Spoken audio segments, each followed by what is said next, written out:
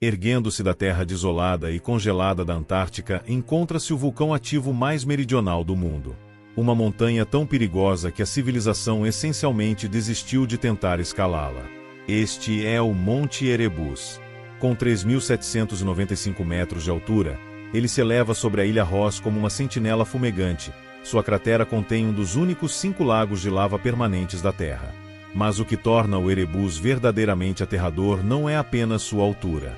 É a combinação mortal de perigos que nenhuma outra montanha do planeta pode igualar. Imagine tentar escalar uma montanha onde o próprio ar pode matá-lo, onde gases vulcânicos se misturam com ventos antárticos para criar uma atmosfera tóxica que queima seus pulmões a cada respiração, onde as temperaturas podem despencar até 40 graus abaixo de zero, frio suficiente para congelar a pele exposta em minutos, enquanto o calor vulcânico irradia das rachaduras no solo sob seus pés. Esta é uma montanha onde você enfrenta 3 maneiras diferentes de morrer: congelar até a morte no frio antártico, sufocar com gases vulcânicos venenosos, ou desaparecer para sempre em fendas ocultas que podem engolir equipes inteiras de escaladores. E se algo der errado, o resgate não é apenas difícil. É impossível por meses a fio.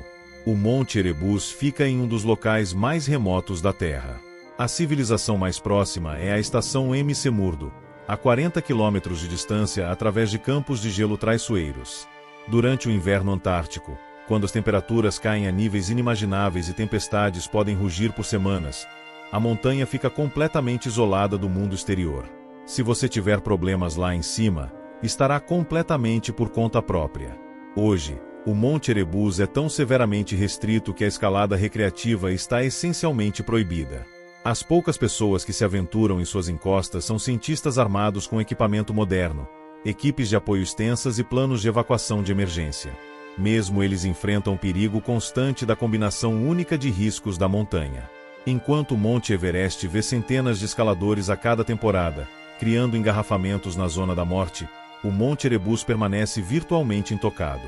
Não é porque aos escaladores falte ambição ou coragem. É porque esta montanha ganhou uma reputação de ser simplesmente perigosa demais para tentar. Mas nem sempre foi assim. Há mais de um século, durante o que os historiadores chamam de Era Heroica da Exploração Antártica, quando os homens ainda acreditavam que qualquer montanha podia ser conquistada com determinação e coragem suficientes, um grupo de exploradores decidiu tentar o impossível. Eles faziam parte da lendária expedição Nimrod de Ernest Shackleton. Homens que já haviam provado sua têmpera em algumas das condições mais duras da Terra. Eles olharam para cima, para esta montanha fumegante e vaporosa que se erguia do gelo antártico e viram não uma armadilha mortal, mas um desafio digno de suas habilidades. Estes eram exploradores experientes, cientistas e montanhistas com o melhor equipamento disponível em 1908 e anos de experiência de sobrevivência antártica. Sua história é uma de coragem incrível, lesão devastadora e triunfo duramente conquistado. Mas também é a história de por que mais de um século depois, o Monte Erebus permanece como um dos poucos picos na Terra que a humanidade decidiu coletivamente ser perigoso demais para escalar. Era 5 de março de 1908. 4 homens ficaram na base do Monte Erebus, olhando para uma montanha que nenhum ser humano jamais havia tentado escalar. E eles estavam prestes a fazer história ou morrer tentando. A equipe era liderada pelo professor T.W.W. Edgeworth David, um geólogo de 50 anos cuja paixão pela descoberta o havia levado ao fim do mundo. Com ele estava Douglas Mawson, de 26 anos, que mais tarde se tornaria uma lenda da exploração antártica. Alistair M. Sekai, o cirurgião da expedição, trouxe experiência médica que poderia ser crucial na montanha. E finalmente, havia Philip Brocklehurst, um jovem aristocrata buscando aventura nos lugares mais perigosos do mundo. Eles começaram sua subida puxando 558 kg de suprimentos em um trenó de 1,5 m através de terreno vulcânico traiçoeiro. Desde o início, o Monte Erebus não mostrou misericórdia. A combinação de frio antártico e terreno vulcânico criou condições diferentes de qualquer coisa que eles haviam experimentado. No terceiro dia, 7 de março, uma tempestade feroz atingiu com força devastadora. Ventos uivaram através das encostas expostas, impulsionando neve e gelo com tal violência que os homens mal conseguiam ficar em pé. Eles passaram 24 horas presos em sua tenda, lutando para impedir que fosse destruída pela tempestade, enquanto as temperaturas despencaram muito abaixo de qualquer coisa para a qual se haviam preparado. Quando o tempo finalmente melhorou o suficiente para continuar, descobriram que a montanha tinha mais horrores reservados. A rocha vulcânica coberta com uma camada traiçoeira de gelo criou encostas tão escorregadias que um único passo em falso poderia enviar um escalador rolando centenas de metros até a morte. Várias vezes, membros da equipe perderam o equilíbrio e começaram a deslizar pelas faces íngremes, salvos apenas por técnicas desesperadas de autoprisão e pura sorte. Mas foi Philip Brocklehurst quem pagou o primeiro preço real à montanha. Conforme escalaram mais alto, o frio extremo começou a atacar seus pés com eficiência implacável.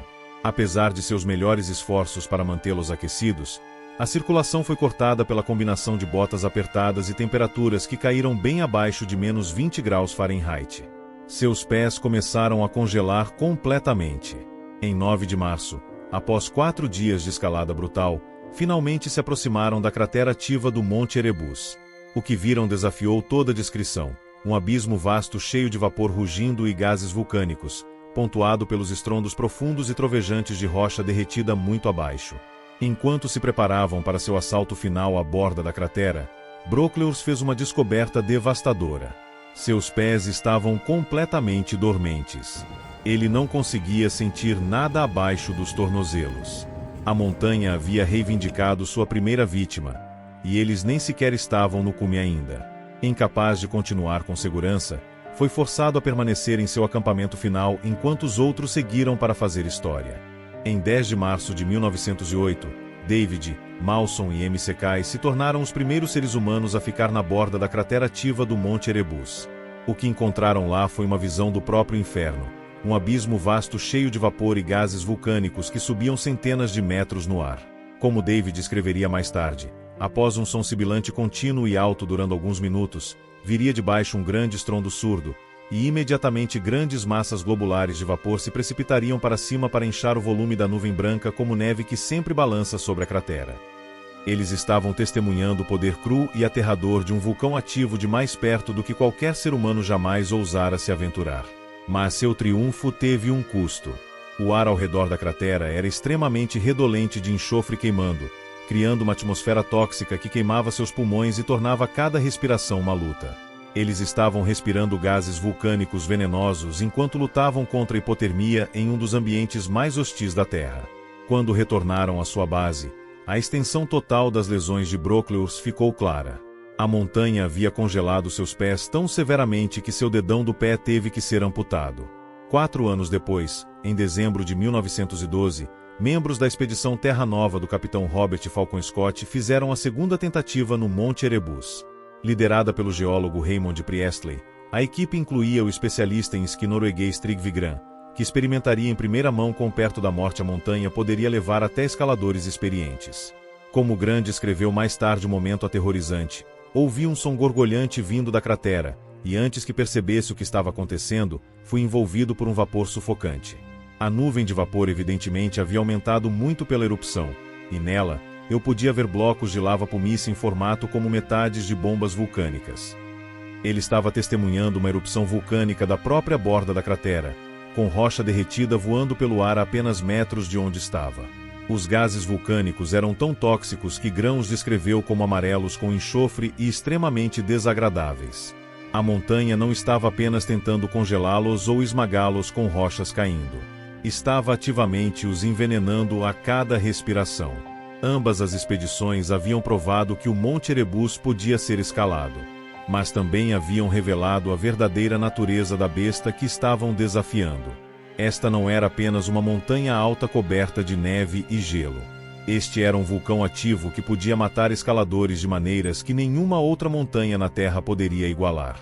O que aqueles pioneiros não podiam ter sabido era que suas subidas bem-sucedidas estariam entre as últimas tentativas sérias de montanhismo no Monte Erebus por décadas. Porque conforme o mundo aprendeu mais sobre este gigante vulcânico, uma coisa se tornou cada vez mais clara. Algumas montanhas são simplesmente perigosas demais para a ambição humana conquistar. Após essas subidas pioneiras em 1908 e 1912, algo notável aconteceu com o Monte Erebus. A montanha que havia sido conquistada por homens com equipamento primitivo e pura determinação gradualmente passou a ser reconhecida como um dos lugares mais perigosos da Terra. Tão perigoso que a civilização moderna essencialmente desistiu de tentar escalá-lo. Nos anos 70, conforme cientistas começaram a estabelecer estações de pesquisa permanentes no e ao redor do Monte Erebus, começaram a entender o que aqueles primeiros escaladores haviam verdadeiramente enfrentado. A montanha não era apenas difícil. Era uma tempestade perfeita de condições letais que nenhum outro pico na Terra poderia igualar. Os perigos vulcânicos sozinhos eram suficientes para matar. O Monte Erebus emite continuamente um coquetel de gases mortais: dióxido de carbono, dióxido de enxofre e sulfeto de hidrogênio que podem sufocar escaladores ou envenená-los lentamente conforme sobem. Diferente de outras montanhas onde o ar simplesmente fica mais rarefeito, no Erebus, o próprio ar se torna tóxico. A atividade vulcânica da montanha é completamente imprevisível. Bombas de lava pesando várias toneladas podem ser arremessadas da cratera sem aviso, viajando a velocidades que as tornariam impossíveis de esquivar. O próprio solo pode colapsar em dutos vulcânicos ocultos, engolindo escaladores inteiros. Mas talvez o mais aterrorizante seja a natureza esquizofrênica da montanha. Escaladores enfrentam calor vulcânico que pode derreter equipamentos enquanto simultaneamente batalham contra frio antártico que pode congelar pele exposta em minutos. Este contraste de temperatura cria seu próprio microclima mortal, onde técnicas padrão de montanhismo simplesmente não funcionam. O ambiente antártico adiciona camadas de perigo que seriam mortais mesmo sem atividade vulcânica. Fendas ocultas podem se abrir sem aviso, criando rachaduras de gelo profundas o suficiente para engolir equipes inteiras de escaladores. O próprio gelo é instável, constantemente mudando e se reformando conforme o calor vulcânico de baixo encontra o frio polar de cima. Equipamento moderno de escalada projetado para os picos mais altos do mundo falha catastroficamente no ambiente único do Erebus. Metal se torna frágil no frio extremo, depois se expande perigosamente quando exposto ao calor vulcânico. Eletrônicos morrem instantaneamente. Mesmo o equipamento mais avançado para clima frio não pode proteger contra gases vulcânicos tóxicos que se infiltram através de qualquer tecido. Em 1992, cientistas estabeleceram o observatório do vulcão Monte Erebus com a cabana Lower Erebus posicionada a 3.400 metros nas encostas da montanha. Isto se tornou o mais próximo de uma presença humana permanente na montanha. Mas mesmo esses pesquisadores, com todo o seu equipamento moderno e sistemas de apoio, enfrentam perigo constante. As equipes de pesquisa requerem protocolos extensivos para mal de altitude apenas para trabalhar na cabana Lower Erebus. Mesmo com medicina moderna e planos de evacuação de emergência, cientistas regularmente sofrem dos efeitos combinados de altitude e exposição a gases tóxicos. Se pesquisadores treinados com equipes de apoio completas lutam para sobreviver na montanha, que chance escaladores recreativos têm? A montanha cria seus próprios perigos únicos que não existem em nenhum outro lugar na Terra. Fumarolas de gelo, torres de gelo formadas por gases vulcânicos, podem colapsar sem aviso, esmagando qualquer um embaixo delas. Essas formações parecem sólidas, mas são na verdade cascas ocas construídas ao redor de dutos de gases tóxicos, criando armadilhas mortais disfarçadas como rotas de escalada. Embaixo do gelo jazem sistemas extensivos de cavernas aquecidos por atividade vulcânica.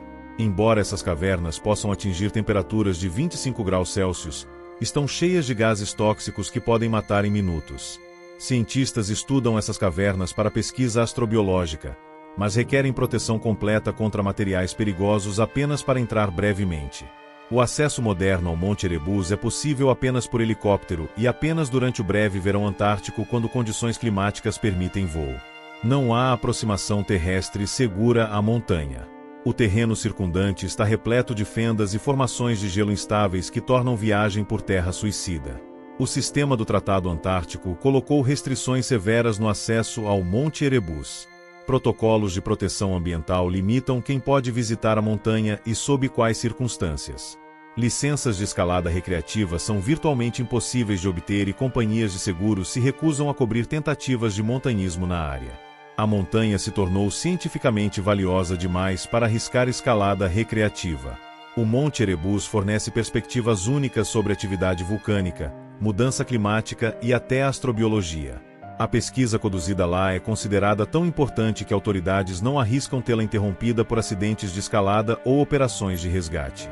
Diferente de montanhas como Everest ou K2, onde os perigos são bem entendidos e podem ser gerenciados com preparação apropriada, o Monte Erebus apresenta riscos que são tanto imprevisíveis quanto incontornáveis.